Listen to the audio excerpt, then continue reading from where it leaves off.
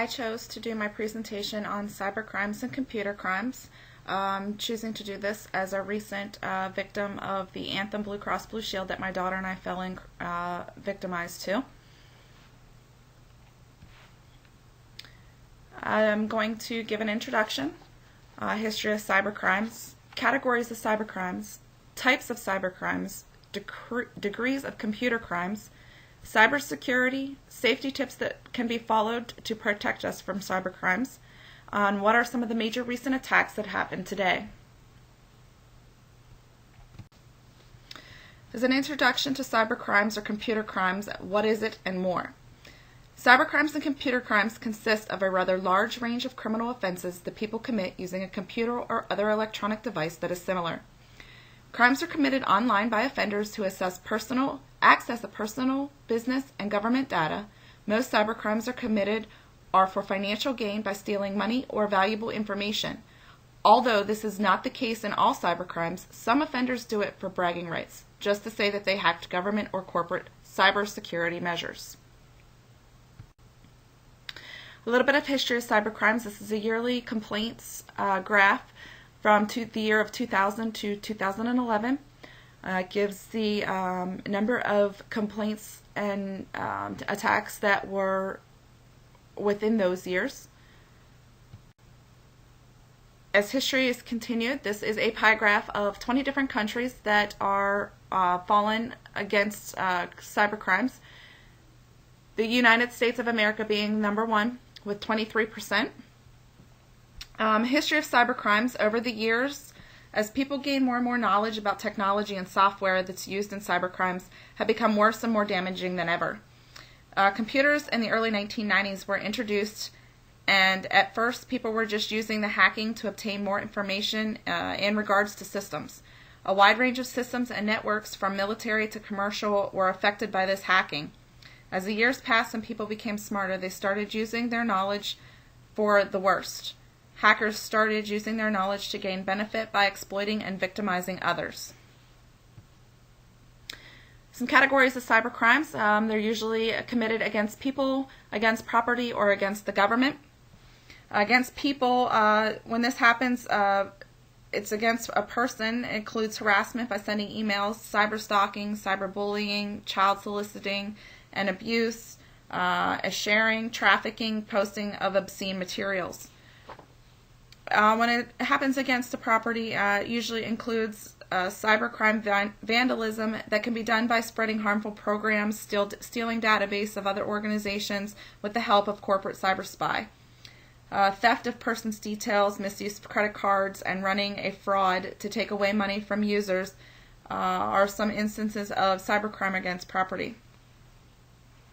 Against the government, attackers crack government websites, military websites, and then such of crimes come against government class of cybercrime.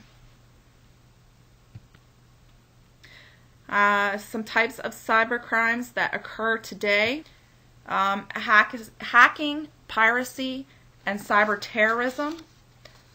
Hacking is the most known cybercrime. It pertains to unauthorized access of another's computer system. Piracy is the dissemination of copyrighted material without permission. This pertains to such things as movies, video games, ebooks, and software. Cyber terrorism is a fairly new cybercrime. It's politically motivated and targets the government websites as well as commercial networks. This is done to produce panic and fear in the victim's population.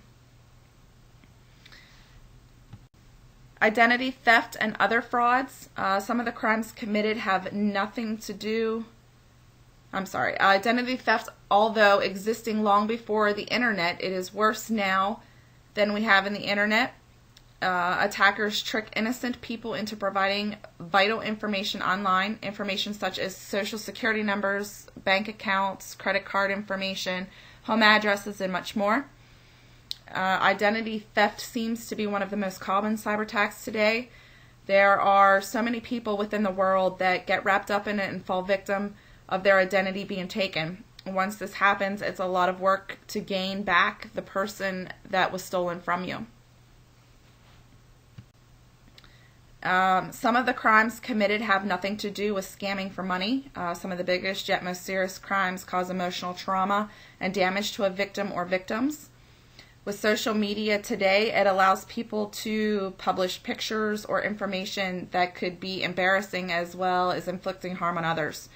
Once this type of stuff is published and passed around, it could be impossible for the victim to have it removed. Computers are also used to commit sexual crimes such as child trafficking and soliciting of underage victims for the intended purposes of sex are two of the biggest known sex crimes. In most cases, someone will pose in a chat room as being a younger person to lure the minor victims in. This slide shows a chart of degrees and penalties for cyber crimes. The chart gives you a breakdown of the 1st through the 5th degree charges and penalties that someone would face if they would commit a cybercrime. Each varies on the extent of damage done by the crime that was committed. For example, a 1st degree, as you see there, is the damage of a value of property or computer services is over $10,000, down to the 5th degree of damage of the value of property, computer services, if any, is $500 or less. The 1st degree could cost someone 20 years in prison and a fine up to $15,000 or both. The 5th degree is a B misdemeanor, up to 6 months in prison, a fine up to $1,000 or both. Cybersecurity, and what is it? Computer security, also known as cybersecurity or IT security, is security applied to computing devices such as computers and smartphones, as well as computer networks such as private and public networks, including the whole internet. Common methods of fighting crime cannot be used to fight cyber crimes, as this is due to the cyber criminals, as well as today's technology changing far too quickly for law enforcement to be proficient on fighting against it. Because law enforcement is not able to keep up, other methods of safeguarding needs to be looked at by commercial institutions and government, as well as personally. By obtaining security for your technology devices, it will allow people to enter into a safe and secure domain, keeping their personal information confidential, safe, and secure by not allowing information to be tracked. Some common safety tips that most of us are aware of that will keep us somewhat protected from cyber crimes is to use stronger passwords.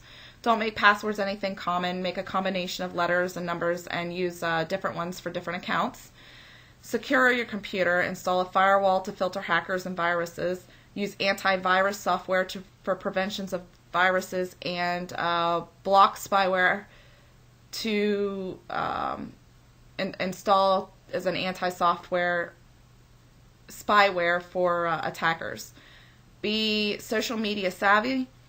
Have your social media account set as private when you make the decision on who can and cannot see your profiles. Secure mobile devices. Be cautious on what applications you download. Stick with the trusted sources. Install the latest operating system updates. Make sure that your computer is up to date in the systems such as Windows, Mac, etc.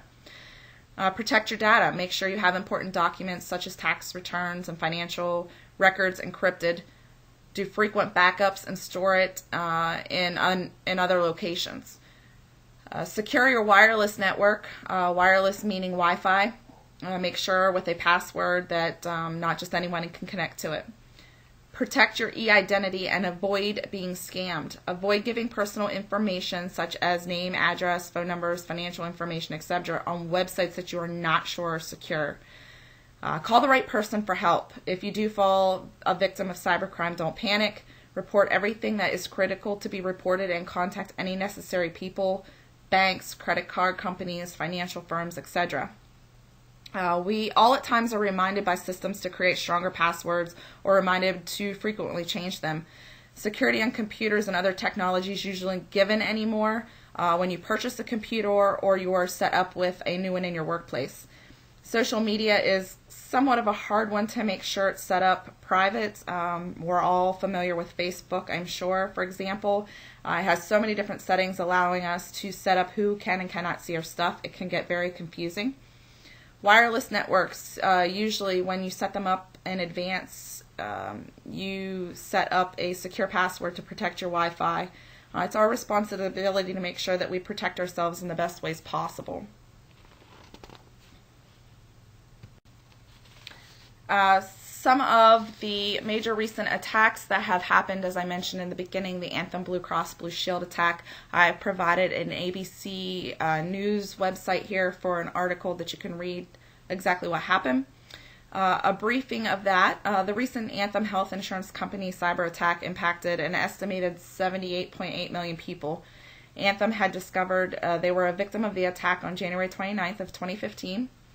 Once this was discovered, Anthem took the necessary measures and notified their members as well as the FBI. Information that could have been exposed was the members' names, birth dates, medical ID numbers, social security numbers, street and email addresses, and possibly employment information.